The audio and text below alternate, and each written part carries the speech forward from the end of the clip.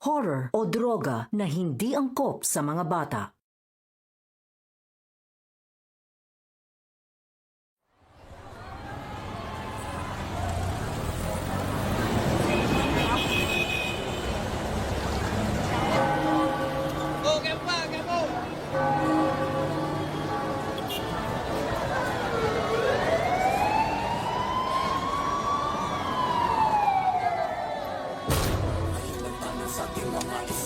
Paano pa ba makakaligtas?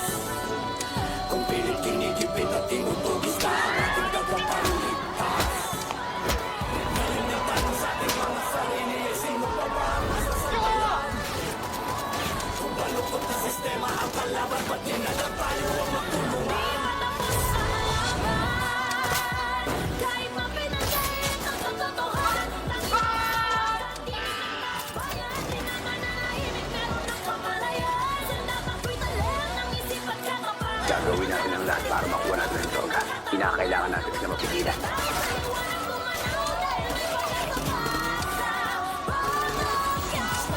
Sana kanya-kanyang mga tao tayo-tayo ang nagtalo-talo at naglabo-labo. Paano mga nasa pwesto ay panay abusado. Ang may mabuting puso pa ang siyang inagkapyado. Madonna!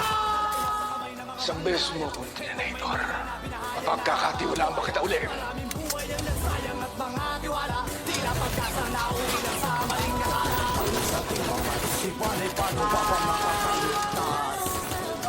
Kung pilit dinikipin at tinutuwis na ang ating tagapagligtas. Kinakailangan ko niya. Pupunta ako ng ospital. Ililigtas ko si Papa. Kung balukot ang sistema ang kalaban, ba't di na lang tayo ang magtulungan? Alam ko na ko ng mga ayos sa Maynila. Nagpatuloy mo rin yung laban natin sa ito.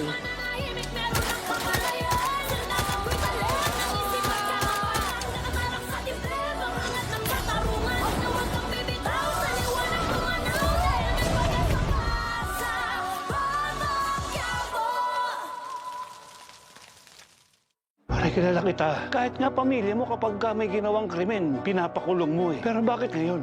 Naging maluwag ka sa mga kriminal. Bakit hindi mo alam na nandun pa rin makaharap natin? Ang mahalaga, ligtas tayong lahat. At yan, ay dahil sa bata ni Vice Mayor na Mauro. Mabuti, nakasama ka namin. Good job. Tama si Vice Mayor. Na-recommenda ka niya sa akin. Sa susunod na transaksyon, tatawagan kita ulit. Salamat po. Natapo na namin si Rocky Boy. Siguradong natuto na yun. Mandulato, maraming salamat ulit sa tulong niya. Hindi namin makakalimutan to. Ang dami nating problema eh. Nagtatago pa tayo. Huwag tayong sumali sa problema na may mga problema. Sa bagay, tama kayo. Hindi tayo makikialam. Hayaan na natin siya. Sinabi niyang kasama niya si Santino. Binuntis niya ang apo ko na sarili niyang pinsan. Niyayaya niya ako sumama sa kanya para daw maayos ang gulo. Nasa poder ng mga gerero si Santino. Mahirap silang kalabanin. Lalo na nasa kapangyarihan sila ngayon. Tama si Lolo. Kinakailangan munang alamin natin ang sitwasyon ngayon ni Santino bago tayo kumilos.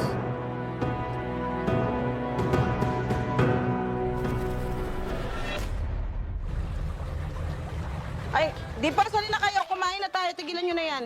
Tama na. Halika na. Ay, naman! Ang dami Anong meron? Grabe, nakalimutan mo na agad? Birthday ni KitKat ngayon, di ba, Bes? Ay, sorry. Happy birthday. Sorry na. Joke lang, iloloko ka lang. Alam mo, ikaw, Ganun KitKat, ha? Ganun na tayo. nahuto ka lang ng kapatid mo. Wala may birthday, no? Dala to ng tatay mo. Itong mga to. Medyo malaki kita ko kagabi. Alea, upo ka na, kain na. Nga, tay. Sarap nito, tay, Mukhang masarap, Ibig mo sabihin, di masarap luto ko. Ay, naku naman, sus Lola. Yung luto mo ang pinakamasarap sa buong mundo. Siyempre, niloloko ko lang si tatay kasi minsan lang to la. Ayaw mo yun. Tay, ano yung sinabi mo kanina? May racket ka? Wala yun. Si paring Ray, may bago negosyo. Nagtayo ng sabungan. Big time na eh. Anong trabaho mo dun, tay? Taga-ayos ng tare, gapper. Bakit naman ang laki ng kinikita mo? Kung magtatari ka lang. Siyempre na, kilala ako dun eh. Marami nagbabalato. Hoy, Mauro, mamaya pinantatalpak mo lang yung pera.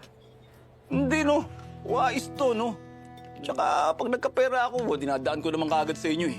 Wala naman akong ibang pagdadala nun, hindi kayo eh. Buti naman, tay. Salamat na. Huwag kayong mag-alala. Pag nakaipon ako dito, papaayos natin yung beer house. Wow. O, kain na, kain na!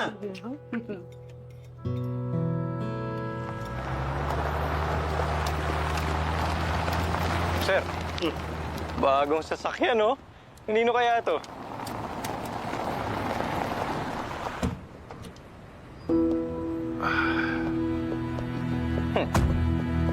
Si Kapitan? Di ba dati naglalakad lang yan?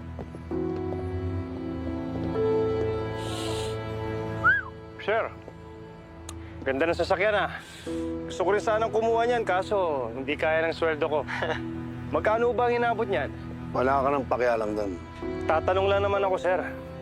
Alam ko naman na ilang taong dugot pawis mo ang ginugol mo sa serbisyo para lang makuha. Ganda-ganda ka sa kotse ko. Yan. I-park mo. Para mapakinabangan ka naman ng presinto. Puro ka paporma eh. Subukan mong gaskasan yan. Papakaltas ko sa sweldo mo yan. At saka sa susunod, paayos nyo yung parking ko. Gusto ko dito sa harap ng presinto. Palalakarin nyo pa ako eh. Ted. Kayong dalawa, anong minamanas kayo? Puputukan yung tiyan nyo ah. Pagbawas kayo. Mabuti sana kung singtabaan nyo yung utak nyo.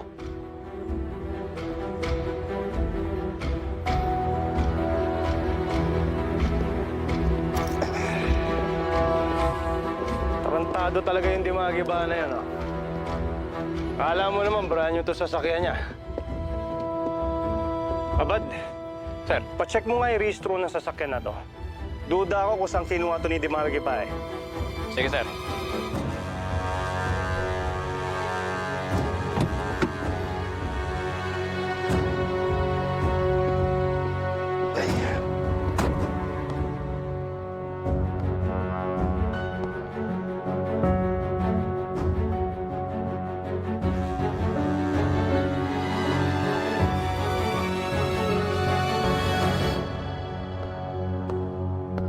Sir.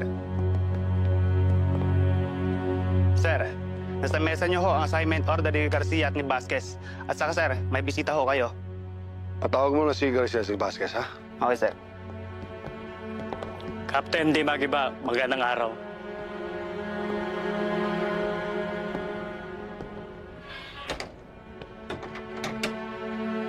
Upo ka.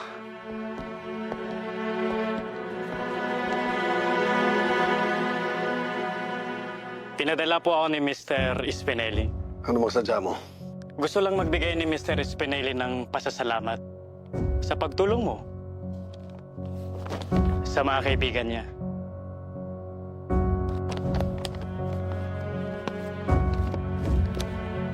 Umaasa po siya na makatulong ka sa amin pagdating ng panahon.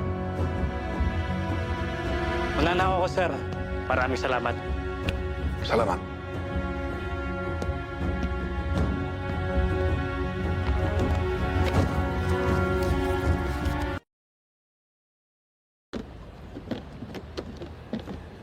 Ponggay! Ponggay, wait! Ano? Ponggay! Sandali! Teka lang, may tatanong lang ako sa'yo. Ano? Alam mo ba saan nakatira si Tanggol? Sige na, please. Sabihin mo na sa akin. Bakit? Dadalawin ko lang. Ano ba? Nililigawan niya. Uy, hindi ah! Ikaw pa ba? Papakita ko lang sa kanya kung anong kulang sa buhay niya. Dimples? Sige na, Ponggay. Oh, phone number na lang. Bigay mo na sa akin. Dimples, delikado kapag dumidikit kay Tanggol. Eh, bakit ikaw? Dikit ka ng dikit. Gusto mo lang ata masolo si Tanggol eh. Dimples, ayaw lang kita mapahamak. Yun lang. Tsaka nakakalimutan mo na ba nangyari? Ha? Diba hanggang ngayon, di pa natin mahanap ang suspect na nanakit sa'yo? Sayang ka na naman. Ako sa'yo, para sa proteksyon mo, umiwas ka na. Okay? Alis na ako. Ingat! Daya talaga na ito ni Ponggay eh, no? Ganun ba talaga katrip si Tanggol? Hayaan mo. Mapapasakin rin yan si Tanggol.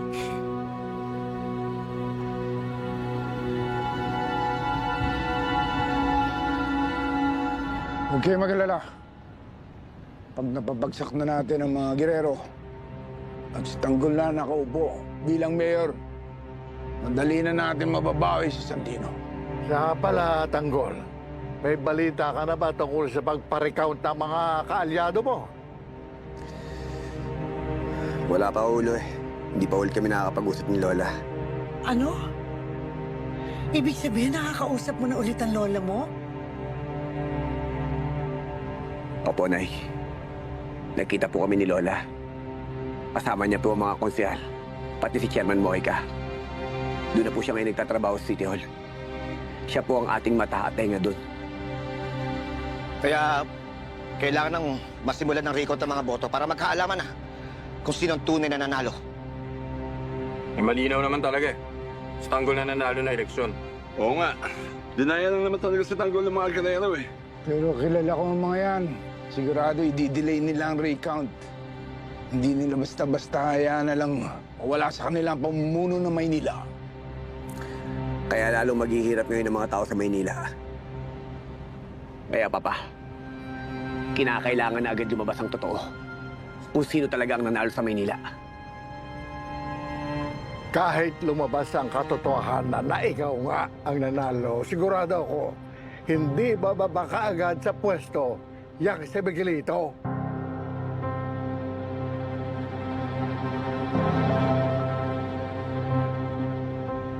Tanggol, si Maldonado nag-text. Hindi pa na gumigising yung taong tinulungan natin. Baka raw kailangan dali sa ospital. Baka sa kanya paabotang mamatay yun. Nay, kinakailangan lang po namin siya puntahan. Sige anak, kasi delikado yun. Umalis na kayo. Tara.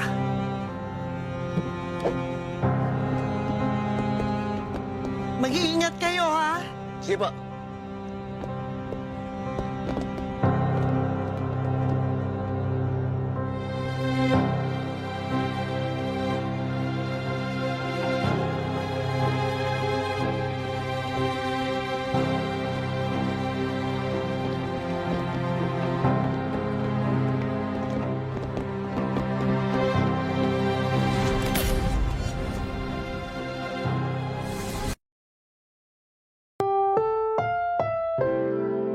Ang programang ito ay rated SPG. Striktong patnubay at gabay ng magulang ang kailangan. Maaaring may masiselang tema, lengguwahe, karahasan, sexual, horror o droga na hindi angkop sa mga bata.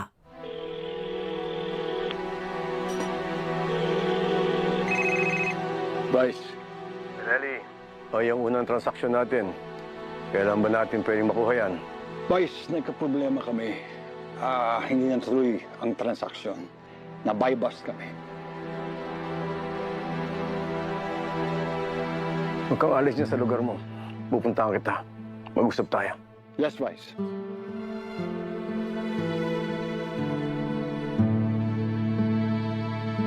Salamat to, Mano. Ito. Salamat to. Ramon, kailangan mapabagsak natin kaagad ang mga Guerrero. Hindi po pwedeng ganito na lang lagi ang ating sitwasyon. Mas mabuti nga yung mga daga ngayon, Ninong. Nakakalabas sila ng lungga nila kahit kailan nila gusto. Tayo, ngayon, nabubuhay tayo sa takot. At tandaan mo, Ramon, hindi lang mga Guerrero ang kalaban natin. Pati ang Rigor de Magibana yan, tinutugis tayo dahil kay Marites. Totoo yun, Ramon. Kilalang kilala ko si Rigor. Sigurado ko na hindi niya tayo tatantanan at gagamitin niya ang kapangyarihan niya bilang hepe ng Quiapo hanggat hindi niya tayo nahahanap at hindi niya kayo napapatay. Nakukuha lang naman ni Rigor ang kapangyarihan niya dahil sa mga Guerrero. Pag bumagsak na amo niya, siguradong babagsak na rin siya. Kaya nga, Ramon, gawan nyo na kaagad itanggol ng paraan para mapabagsak yung mga Guerrero na yan nang matapos na lahat ng ito. Yes, Papa.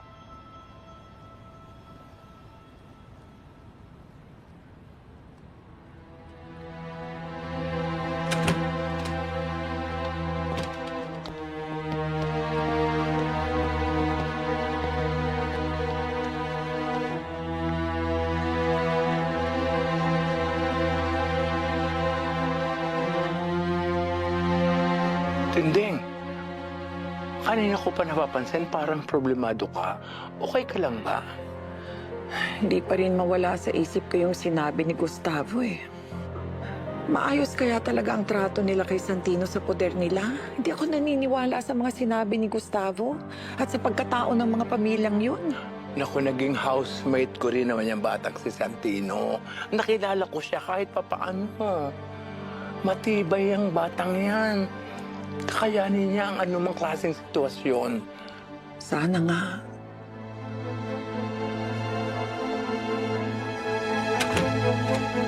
Aling Tinding, masama akong balita. Ano yan? May 5 na hong namatay dahil sa food poisoning gawa ng mga relief packs na binigay ng LGU. Akala ko ba napapagaling na sila sa ospital? Gano'n na ba kalala ang sitwasyon? Oo nga, huy. 5 inosenteng tao ang nawalan ng buhay. Hindi dapat nangyari ito. At marami pa malala ang kondisyon. Sana maayos ang sitwasyon para hindi na madagdagan yung namatay. Kasalanan to ng mga girero. Dahil wala silang tunay na malasakit sa mga nasasakupan nila. Kailangan nilang panagutan ang bawat buhay na nawala ng dahil sa kanila. Oo, tama yun.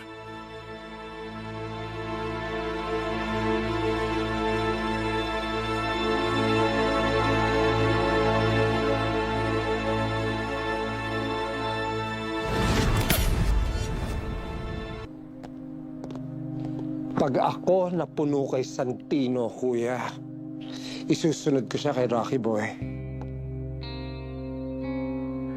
Rocky Boy, ano ibig mong sabihin? I taught him a lesson, kuya. One he'll never forget. Binastos niya yung mayor. Hindi niya dapat ginawa yan, kuya. Ano ginawa mo? Ginulpi mo? Nag-power trip ka na naman. Uy, ano ba? Bakit? Bakit? Alam mo naman na matagal nang mainit ang dugo ng mga batang yan sa isa't isa. Teka. Ba't ka apektado? Dahil kay Divina? Ayoko lang magkagulong pamilya natin. Kaalyansa natin ang mga Mondragon. Ayoko masira yun. They're nothing without us, kuya. Kung tutuusin, kumakain sila sa mga palad natin. We're paying them, right? So that means I can do whatever I want to them. Ganito, hindi ka nang mag-iisip. You don't know what you're talking about. Mga Mondragon yan. Gaganti yan. Marami silang alam na sekreto tungkol sa ating mga gerero. At kayang-kaya nilang ilaglag tayo. Hindi ba pumasok sa isip mo yan? Well, that's why you're here, kuya. To fix our problems, right? So well, then fix it.